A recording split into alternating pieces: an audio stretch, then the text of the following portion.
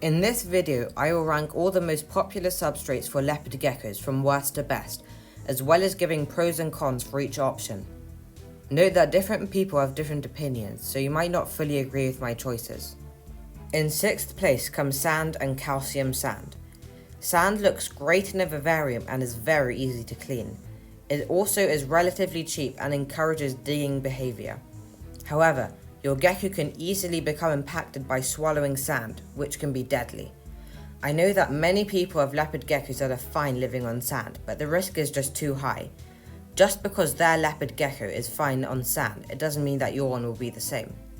More cons include that mold can grow on wet sand, dust can cause respiratory problems, and insects can burrow themselves into the sand. In 5th place come wood chips and pebbles. They also look quite natural and are easy to clean, and are relatively cheap. But once again, like sand, the pebbles and wood chips can be ingested, but it is less likely. And if the wood chips or pebbles are sharp, they could scratch your gecko. Insects can also burrow themselves into the substrate. Just to be clear, I highly recommend that you do not use sand, calcium sand, wood chips or pebbles, as any of these substrates could kill your gecko. In 4th place comes excavator clay. Excavator clay is a great substrate to customize your vivarium, as it can be molded into any shape you like. It looks very natural and encourages your gecko to dig. Also, if you want to change the way your vivarium looks, you can just add water to the clay and remold it. The cons include that it is expensive and there is a chance of impaction. I personally have used excavator clay and have had no problems with it. As long as you feed your gecko on a different substrate or feed by hand, there is no reason to worry about impaction.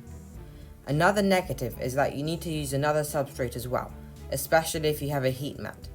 This is because you need another substrate to feed on, and you cannot put a heat mat underneath the excavator clay, although some people have tried and had no problems. Also, if the excavator clay gets wet, it will become sticky and soft, and when you have finished molding the clay, it takes days to dry, and then it becomes really crumbly. Overall, excavator clay is an okay substrate because it is very customizable, but you need to be careful when feeding and make sure not to place your water bowl on the excavator clay in case it spills. Now we are coming on to substrates that I recommend.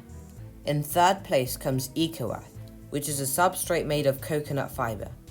It is easy to clean, looks natural, and is astonishingly cheap. Like some other substrates, it encourages digging behavior. However, there is a slight risk of impaction, but if your gecko swallows a little of it, they should be fine. Also, insects can hide in the substrate. In 2nd place comes reptile carpet. There is absolutely no risk of impaction and insects cannot hide in it. You can buy it in a lot of different colours, so you can even make it look like sand. However, any calcium powder spilt onto the carpet will leave a stain that you have to wash out with water. Also, your gecko's toes and jaw can get caught in the little loops in the carpet. This happened a few times with my gecko, but she eventually learned not to get caught. This substrate does not look as natural as some other options. One other problem is that insects could hide underneath the carpet in the corners. The best substrate for a leopard gecko, in my opinion, is newspaper or kitchen roll. This substrate is very cheap and is easy to clean, as you can just replace it every time it gets too dirty. There is no chance of impaction. Negatives include that it does not look very nice and insects can hide underneath it. But the most important thing is that it is completely safe for your gecko.